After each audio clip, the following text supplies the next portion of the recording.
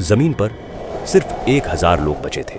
कहीं किसी जंगल में एक माँ अपने बच्चे को छुपाकर चुपचाप रो रही थी। किसी पहाड़ी के कोने में कुछ लोग भूख से मर चुके थे और दूसरी तरफ आसमान में कुछ ऐसा था जो इंसान के लिए मौत का पैगाम लेकर आया था। ढूंढने वाला भी कोई नहीं बचा था, ना पुलिस, ना आर्मी, ना कोई डॉक्टर, ना दवाई। बस जिंदा रह जाने की एक आखिरी आस बची थी।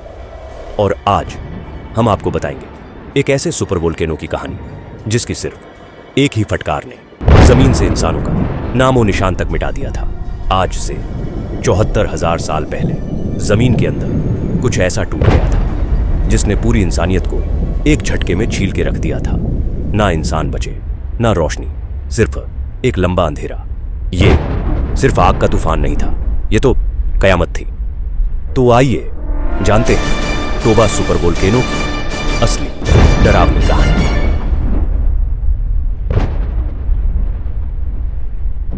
चौहत्तर 1000 साल पहले हमारी पृथ्वी ये एक बहुत ही खूबसूरत दुनिया थी। हरे भरे जंगल दूर दूर तक फैले हुए थे। जानवरों के बड़े बड़े झुंड आजादी से घूमते थे। हमारे शुरुआती पूर्वज होमोसेपियंस वहीं थे। वो शिकारी संग्राहकों के छोटे छोटे समूह थे। जिंदगी मुश्किल थी, हां, पर सीधी सादी थी। वो कुदरत की लय के साथ जीते थे। उन्हें जरा भी अंदाजा नहीं था कि एक तबाही पनप रही थी। धरती के नीचे एक भयानक शक्ति सो रही थी। जरा सोचिए तब के भारतीय उपमहाद्वीप के बारे में। जिंदगी का एक जीता जागता कितना समृद्ध नजारा। मानसूनी बारिशें बड़ी बड़ी नदियों को पानी देती थीं। जंगल छोटे बड़े जीवों से भरे पड़े थे। शुरुआती इंसानों ने इन उपजाऊ जमीनों को खोजा। वो शिकार का पीछा करते, गुफाओं में पनाह लेते थे। वो सीख रहे थे, ढल रहे थे, धीरे धीरे फैल रहे थे। उनकी संख्या कम थी, धरती पर उनका असर हल्का था। वो इस प्राचीन जंगली दुनिया का हिस्सा थे। एक ऐसी दुनिया जिसे आने वाले खतरे का कोई अंदाजा नहीं था। हमारे पूर्वज छोटे बिखरे हुए समूहों में रहते थे। वो रिसोर्सफुल, इंटेलिजेंट बीइंग्स थे। उन्होंने पत्थर और लकड़ी से औजार बनाए। वो बदलते मौसमों को समझते थे। वो जिन जानवरों का शिकार करते थे उनके तौर तरीके जानते थे। आग उनकी साथी थी, उनकी प्रोटेक्टर। शायद वो तारों भरे आसमान के नीचे कहानियां कहते थे। धरती से उनका जुड़ाव बहुत गहरा था, पर वो सबसे गहरे राज नहीं पढ़ सकते थे।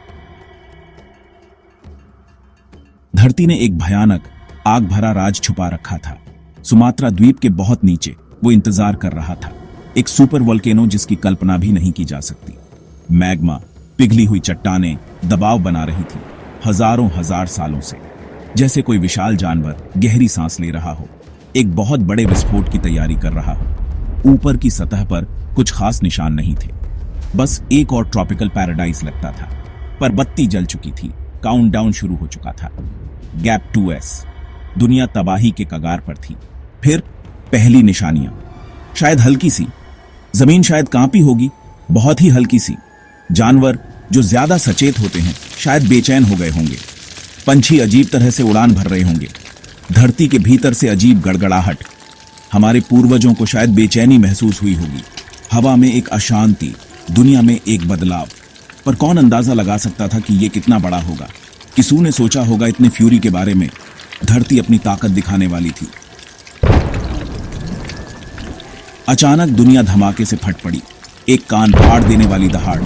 माउंट टोबा ने खुद को चीर डाला, ऐसी वायलेंस के साथ जो समझ से परे है। सैकड़ों क्यूबिक किलोमीटर चट्टान और राख मीलों ऊपर एटमॉस्फेयर में फेंक दिए गए। जो एनर्जी निकली वो बहुत ज्यादा थी, सच में स्टैगरिंग। किसी भी न्यूक्लियर बॉम्ब से हजारों गुना ज्यादा ताकतवर। ये लाखों सालों में धरती का सबसे बड़ा इरप्शन था। जो पास थे उनके लिए कोई एस्केप नहीं था। फौरन खौफनाक एनाइलेशन ही उनकी किस्मत थी। इमीडिएट ब्लास्ट जोन तो जैसे नरक का मंजर था।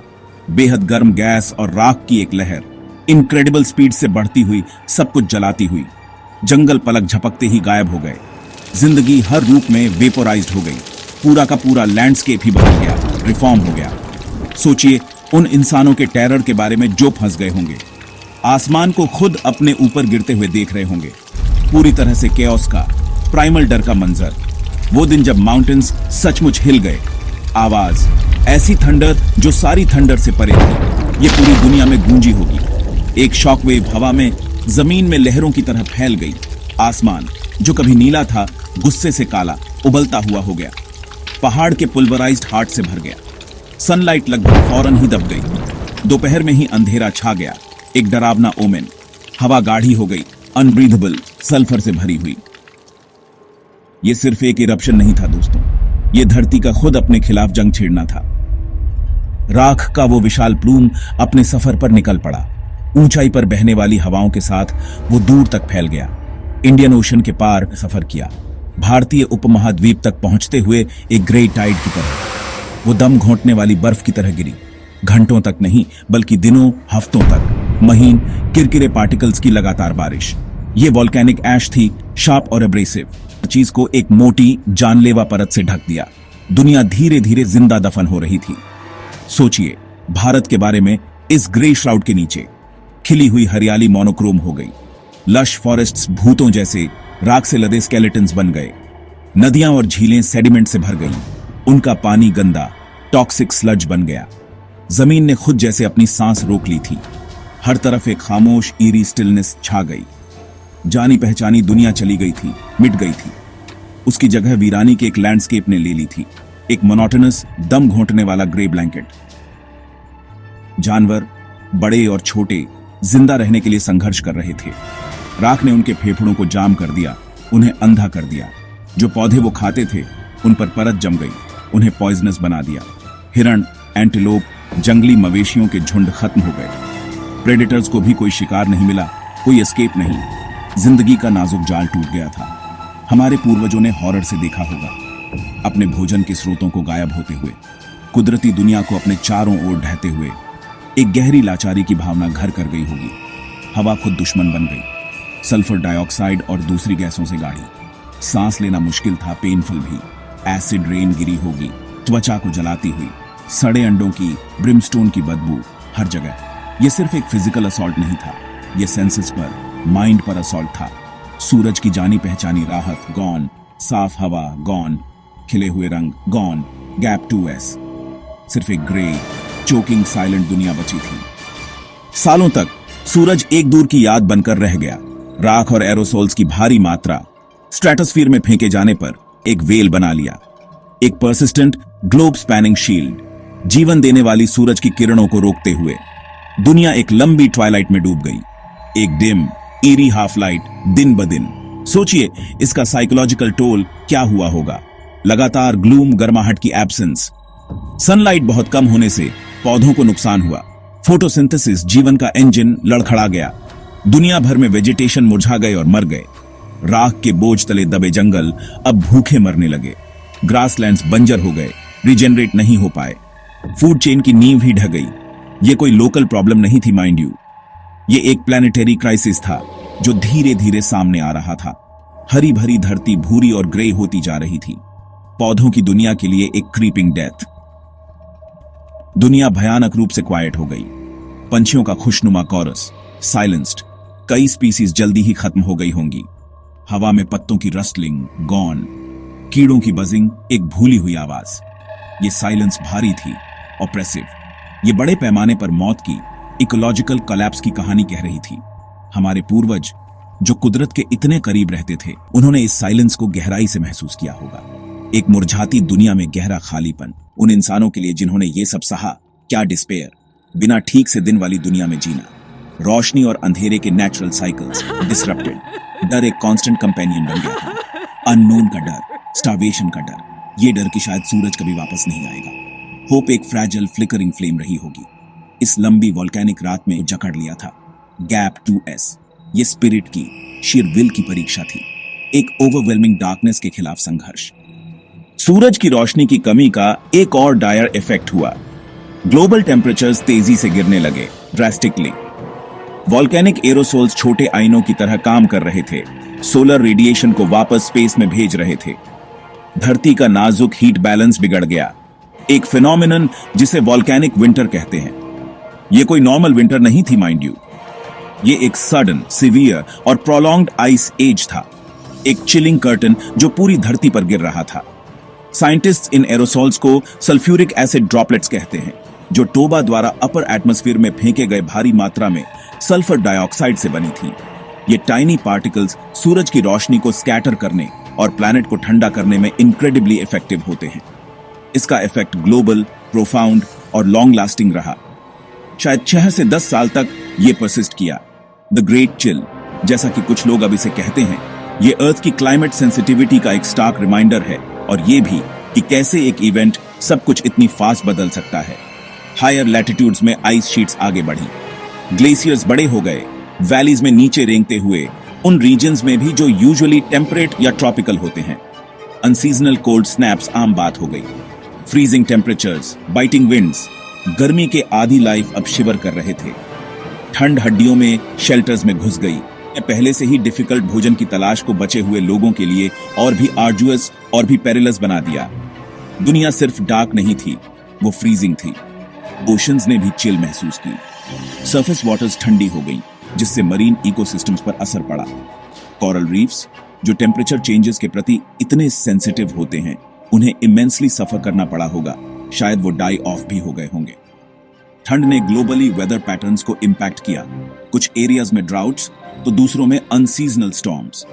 पूरा planetary system out of kilter था। एनवायरमेंटल डिजास्टर्स का एक कैस्केड जो उस सिंगल मॉन्स्ट्रस इरप्शन से ट्रिगर हुआ था। अर्थ अब सचमुच एक हॉस्टल प्लेस थी। पौधों के मरने और दुनिया के फ्रीजिंग होने के साथ हमारे एंसेस्टर्स के लिए फूड सोर्सेज कम हो गए। जिन जानवरों का वे शिकार करते थे, जो पहले से ही ऐश से स्ट्रेस थे, अब उन्हें स्टार्वेशन और बाइटिंग कोल्ड का सामना करना पड़ा। उनकी पॉपुलेशंस क्रैश हो गईं और कई स्पीसीज वैनिश हो गईं। इंसानों के लिए इसका मतलब था हंगर एक कांस्टेंट नॉविंग एक। हर दिन सस्टेनेंस के लिए एक डेस्परेट सर्च बन गया। मे बी कुछ बेरीज, कुछ एडिबल रूट्स परहैप्स। किस्मत अच्छी रही तो कोई स्मॉल स्क्रॉनी एनिमल। स्टार्वेशन एक बहुत ही रियल, एवर प्रेजेंट थ्रेट था। Small bands of humans, scattered और आइसोलेटेड, अपने वेरी एग्जिस्टेंस के लिए उन ऑड्स से लड़े जो जस्ट इनसरमाउंटेबल लगती थी। कोल्ड डार्कनेस, फूड की कमी और कांस्टेंट लॉस का साइकोलॉजिकल बर्डन। इमेजिन उन्हें क्या चॉइसेस लेनी पड़ी होंगी, सर्वाइव करने के लिए कैसे डेस्परेट मेजर्स उठाए होंगे। शेल्टर पैरामाउंट हो गया। केव्स, रॉक ओवरहैंग्स, कहीं भी जहां रिलेंटलेस चिल से एस्केप किया जा सके। फायर लाइफ थी, मोर precious then ever. This period को एक जेनेटिक बॉटलनेक माना जाता है, एक टाइम जब ह्यूमन पॉपुलेशन क्रैश हो गई। कुछ साइंटिस्ट एस्टिमेट करते हैं कि परहैप्स दुनिया भर में केवल कुछ 1000 इंडिविजुअल्स, ब्रीडिंग पेयर्स ही सर्वाइव कर पाए। एक टाइनी नंबर एक्सटिंक्शन के ब्रिंक पर टीटरिंग करते हुए हमारी एंटायर स्पीसीज सिमटकर एक फ्रैजाइल हैंडफुल रह गई। It is a sobering thought. Truly हमारी स्टोरी ठीक से शुरू होने से पहले ही हम अर्थ से वैनिश होने के कितने करीब आ गए थे। टोबा कैटास्ट्रोफी हमारी ग्रेटेस्ट टेस्ट थी येट। अगेंस्ट ऑल ऑड्स कुछ डिड सर्वाइव। स्मॉल पॉकेट्स में, परहैप्स अफ्रीका में, may be elsewhere, way resilient, adaptable और रिसोर्सफुल थे। उन्होंने कोप करने, एंड्योर करने के तरीके खोज लिए। May be way coastal resources पर रिलाई करते थे या यूनिक माइक्रो क्लाइमेट्स में उन्हें रेफ्यूज मिली। उनका स्ट्रगल एक एपिक टेल है, लार्जली अनरिटन, लेकिन हमारे डीएनए के वेरी फैब्रिक में एच्ड है। वे फियर्स डिटर्मिनेशन से लाइफ से चिपके रहे। ह्यूमैनिटी की फ्लेम दो डिम्ड एक्सटिंग्विश नहीं हुई थी। आप पूछेंगे, हमें यह सब कैसे पता? साइंस हमें फैसिनेटिंग क्लूज देता है।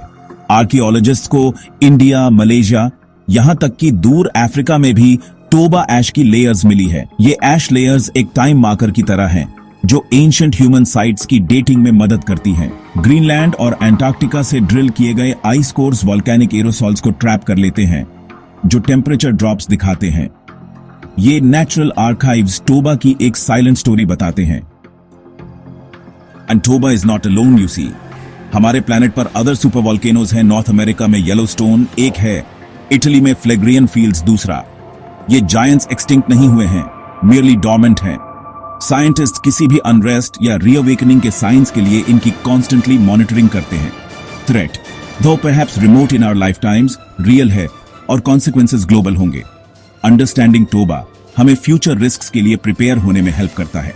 तो दोस्तों, टोबा ने हमें एक सीख दी कि प्रकृति जब अपना रूप बदलती है तो इंसानियत सिर्फ एक कहानी बन जाती है। हमने जाना किस तरह एक सुपर वोल्केनो ने पूरी दुनिया को मिटा दिया था और सिर्फ कुछ ही लोगों से शुरू हुई थी एक नई कहानी। यह कहानी एनसीईआरटी कक्षा 11 भूगोल के अध्याय 3 पृथ्वी का आंतरिक भाग पर आधारित है। यह वीडियो स्कूल स्टूडेंट्स, यूपीएसएससी परीक्षार्थियों और सभी जिज्ञासु दिमागों के लिए एक जरूरी कहानी है। अगर आपको यह कहानी प्रभावी लगी हो तो ऐसे ही सच्चाई से भरी भावनात्मक कहानियों के लिए स्टडी स्टोरी फ्लिक्स को जरूर सब्सक्राइब कीजिए। स्टडी स्टोरी फ्लिक्स चैनल पर हर हफ्ते मिलेंगी ऐसी ही रोमांचक और सच्ची कहानियां। कमेंट में लिखिए आपको अगली कहानी किस विषय पर चाहिए, और हाँ, बेल आइकन दबाना मत भूलिएगा। इतिहास में छिपे हैं वो राज जो आपका भविष्य बदल सकते हैं। तो मिलते हैं अगली कहानी में।